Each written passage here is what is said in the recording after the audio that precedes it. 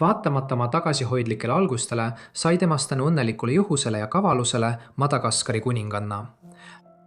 Kuid tema vaenulik poliitika ja kurjad plaanid tõid tuhandetele tema enda rahvale surma ja hävingut.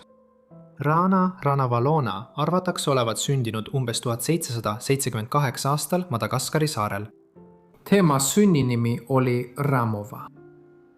Kuigi saar asub India ookeanis umbes 400 kilomeetrit Ida-Aafrika rannikust eemal, arvatakse, et oli tõenäoliselt pärit kõige domineerivamast etnilisest rühmast, Marianadest, kes pärinesid Indoneesiast. Madagaskar on maailma 4. suurim saar, millel on uskumatud maastikud ja väga mitmekesine elanikkond. Viimased arheoloogilised tõendid viitavad sellele, et inimesed asustasid saare palju varem, kui algselt arvati. Londoni zooloogiaühingu teadlaste meeskond avastas kivistunud loomaluud, millel näisid olevat kausikujulised jäljed. Luud pärinevad 10 000 aasta tagusest ajast. Suur osa tänapäeva elanikest viib oma juured tagasi asukateni, kes hakkasid saabuma paatidega umbes 500 aastal Pekrist Rustun Aafrikast ja Indoneesiast. Kuz said asukatest tuntud Malagasy rahvas. 1500 aastal saabus saarele Portugali uurimislaevastik kapten Diogo Diazi juhtimisel, olles esimesed eurooplased, kes Madagaskarile jala astusid. Portugallased nimetasid saare algselt Püha Laurentiuseks. Malagasy rahva järeltulijana sündis Ranavalona lihtinimesena, kellel ei olnud pärilikku õigust aadlielule. Ja selle tulemusena ei osanud ta ei lugeda ega kirjutada, kuna tal puudus haridus. Tema tõus troonile oli pelgalt juhus. Tema isa sai teada tulevase kuninga, Andrianam Poini Merina mõrvakatse kohta. Nii sai ta mõrvaplaanist teada ja see nurjati edukalt. Mõrvakatse oli kavandanud tema enda onu, kes oli tol ajal rahvavalitseja. Selle katse põhjuseks oli see, et ta soovis, et tema enda poeg troonile tõuseks, kuid tema lahkunud isa kuningliku dekreedi tõttu sai see juhtuda ainult siis, kui tema vennapoeg enam elus ei olnud. Andrianam Poini Merina toetas tulihingeliselt seda, et läänlased õpetaksid rahvast ja jagaksid oma kultuuri. Kuid tema onu ning ka traditsioonilised Malagasy preestrid tema õukonnas olid nende kohaloleku suhtes ägedalt vastu. Andrianam Poini Merina sai teada, kuidas mõrvakatsete plaanid avastati ja oli Ranavalona isa kaitse eest äärmiselt tänulik. Tänu tõestamiseks otsustas ta pärast troonile tõusmist võtta Ranavalona omaenda tütreks. Nüüd oli kuningal Andrianam Poini Merinal poeg nimega Radama. Nagu poleks lapsendamine ise olnud piisav tasu, otsustas kuningas anda Ranavalona oma pojale naiseks. Kui Radama ise troonile tõusis, hakkas Ranavalona peagi tema soosingu pärast tugevalt võistlema. Ta võttis endale hulga konkubiine ja soovis abielluda rohkem kui ühega neist. Ranavalona oli tema esimene 12 naisest ning iga uue abieluga hakkas kirg esimese vastu hääbuma ja nad muutusid üha kaugemaks. Nad olid otsustusprotsessides eriarvamusel, mõlemad võtsid erineva seisukoha selle kohta, kuidas riiki peaks juhtima ja keda tuleks sisse lubada.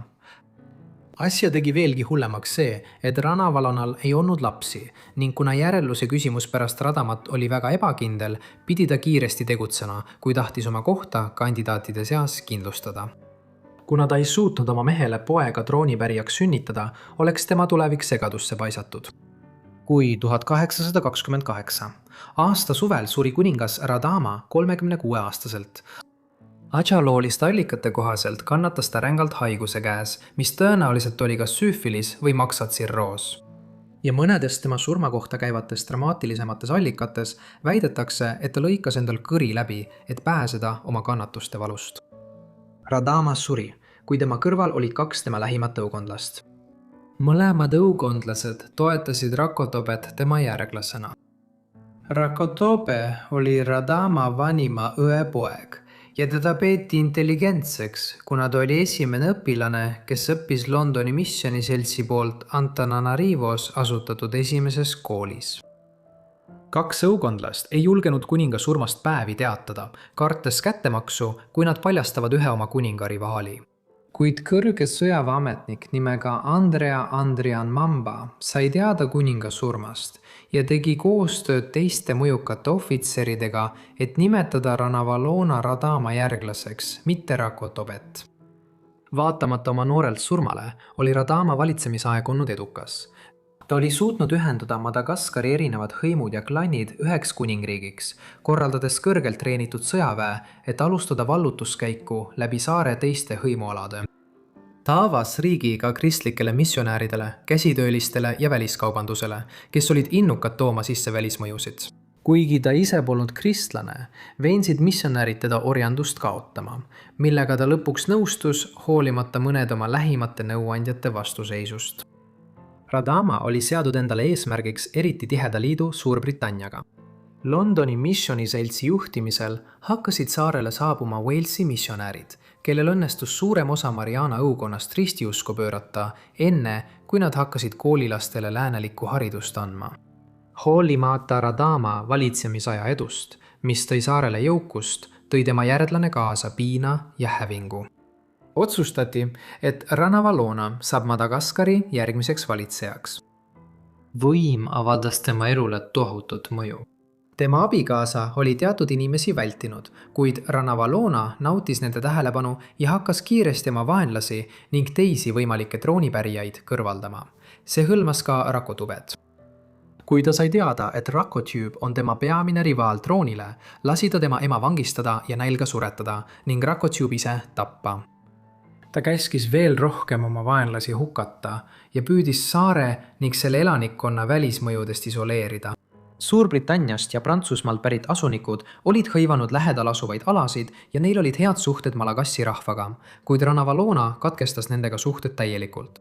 Ta ütles brittidele ja prantslastele, et ei kavatse täita lepingut, mille tema abikaasa oli sõlminud. Suhete Prantsusmaa ja Madagaskari vahel oli täielikult kokku varisenud.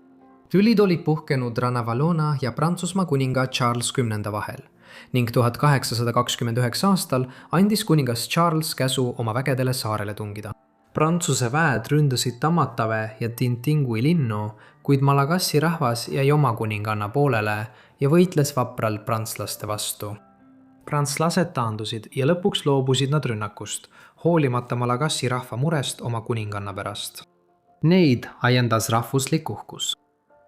Ranavalona sai peagi aru, et kui ta tahab Madagaskarit moderniseerida, peab ta avama riigi kaubanduseks Suurbritannia ja Prantsusmaaga.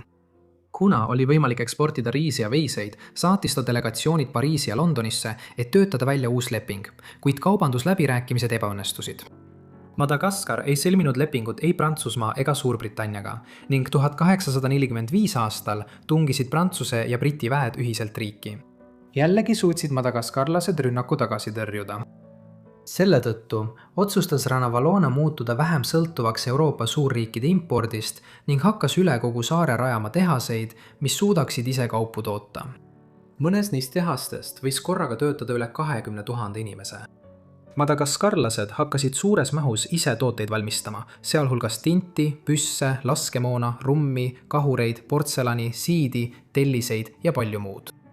Sõltuvus Euroopast vähenes, kuid riik säilitas saare ülemineku ajal siiski head kaubandussuhted Ameerika Ühendriikidega. Kasutades omaenda tooteid, lasi Ranavalona ehitada pealinna Antananarivosse suure ja kauni palee. Ta lasi koostada ka seaduste kogu ning tema teadlased lõid esimese Merina sõnaraamatu. Oma palees olles lasi ta teenritel end pesta seebiga, mida eurooplased olid manakassidele õpetanud valmistama. Ta pesi end vannis rõdul, Ogu linna elanikkonna silme all. Ta oli täiesti alasti, välja arvatud müts, mida ta kandis, nautides allpool olevate pealtvaatajate tähelepanu. Ta korraldas palees ka suuri pidusid, näidates oma armastust kunsti vastu ning kaunistas palee seinad Napoleoni teemaliste maalidega.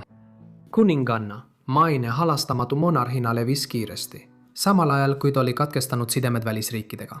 Ta mõistis hukka ka nende õpetused, eriti nende usundid, ja kõik, kes keeldusid oma kristlikust usust loobumast, visati rova väliskaljult alla. Rannavalona soovis, et saare elanikud pöörduksid tagasi oma algsete traditsioonide ja uskumuste juurde. Algne Malagassi religioon pidas Zanabalik loojaks. Siiski oli suur osa elanikkonnast juba enne tema valitsemisaega omaks võtnud teistsugused uskumused. Mõned kristlased keeldusid endiselt oma usust loobumast, isegi surmanuhtluse ähvardusel. Hoolimata sellest, et tema rahvas võttis omaks võõraid uskumusi, palus ta siiski mõnel missionäril saarele jääda, et anda lastele mittereligioosset haridust. Missionärid keeldusid ja hakkasid mujale minema, et oma usulist tööd jätkata. Pärast nende lahkumist hakati saarel kristlasi rängalt taga kiusama ning paljud tapeti õõvastavatel viisidel. Ta lükkas kristlasi kaljudelt alla, raius neil pead maha sugulaste silme all ning paljusid mürgitati, näljutati või piinati. Rana Rannavalona oli tegelane, kellega tuli arvestada. Kõik, kes teda tundsid, vihkasid teda, kuid ta oli ka hirmuäratav kõigile oma alamatele. Ajaloos tuntakse teda kui Rannavalona julma või Madagaskari hullut kuningannat. The British Quarterly nimetas teda meie päevade Diocletianuseks, viidates Rooma keisrile, keda tuntakse kui üht kõige hullemat kristlaste tagakiusajat. Tema julmus saarel elavate kristlaste vastu oli alles algus. Ta viis läbi terrorivalitsuse, mis lõppes umbes 1/3 tema alamate surmaga. Ta otsustas saarelt välja saata kõik välismaised missionärid, diplomaadid ja kaupmehed ning pärast ebaõnnestunud sissetungi raius ta eurooplaste pead maha ja torkas need piikide otsa, mis paigutati randade äärde, et hoiatada võimalike edasiste rünnakute eest.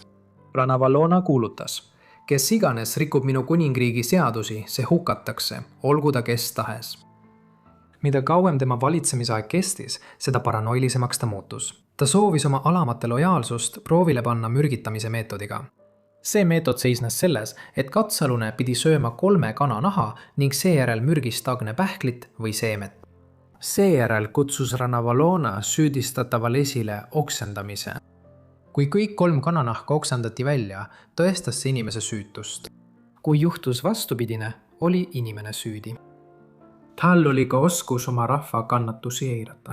Kui ta kuulutas 1845 aastal, et 1000 tema alamad peavad osalema suurel pühvlijahail, võttis jahist osa umbes 50 000 kuninganna alamast. Jaht kestis umbes 4 kuud, ilma et oleks tapetud ühtegi pühvlit. Teekonna tarvis tuli rajada tee, et kuninganna saaks mugavalt reisida. See tee kulges läbi saare kõige raskema maastiku ja põhjustas üle 10 000 inimese surma, nälja, malaariasse ja kurnatusse. 1853 aastal pakkusid Mauritiuse ja Reunioni kaupmehed Rannavalonale $15,000 heatahtlikkuse märgiks 1845 aasta rünnakute tekitatud kahju eest. Kaubandus taastati ja mõnda aega tundus, et suhted sujuvad hästi, kuid prantslased ja britid arvasid endiselt, et teda ei saa usaldada. Aasa jooksul sündis Rannavalonal poeg, kelle nimeks ta pani Rakoto Radama. Kui ta oli 27-aastane, oli tal kujunenud soe suhe prantslaste, brittide ja teiste eurooplastega. Ta soovis samuti riiki taas välismõjudele avada. Vaatamata ema pingutustele võttis ta vastupidise seisukoha sellele, kuidas ema kuningriiki valitses. Kui tema poeg ja tulevane troonipärija oli tema valitsemise vastu, koostasid Prantsuse ja Briti valitsused plaani kuninganna kukutamiseks ja tema poja uueks kuningaks määramiseks. Võimu haaramisest huvitatud Rakoto nõustus plaanis osalema. Vaatamata oma valitsemissoovile nurjus plaan ja Rannavalona oli sügavalt kurvastatud oma poja reetmiskatsest. Ta oli kogu oma elu veetnud võideldes ja oma rivaale tappes, isegi oma enda õukonnas. Aga seekord oli see tema enda poeg, kes üritas tema valitsemisele lõppu teha. 1861 aasta. 16. augustil suri Rannavalona unes, 83-aastaselt pärast 33 aastat kestnud valitsemist. Tema poeg Radama teine, nagu teda tunti, sai tema järglaseks. Tere kutid, Forgotten Lives siin ja eriline tänu Mortis Meediale, minu suurele vennale, selle video jutustamise eest. Loodan väga, et teile kõigile meeldis. Igatahes ma tahan lihtsalt öelda suur aitäh kõigile, kes on viimase aasta või poole teise jooksul kanalit tellinud. Me oleme peaaegu 100 000 juures. ja igatahes nagu alati, kui teil on ettepanekuid tulevaste videote jaoks, siis palun saatke mulle e-kiri, mille leiate kirjeldusest. Või minge ka minu Forgotten Lives'i Instagrami lehele, mille leiate samuti kirjeldusest. Palun kindlasti vajutage videol meeldib, tellige kanal ja lülitage märguannete kelluke sisse, et saaksite kõik minu videod kohe, kui need üles laetakse. Igatahes, see on kõik minu poolt, kohtume järgmises Forgotten Lives videos. Aitäh!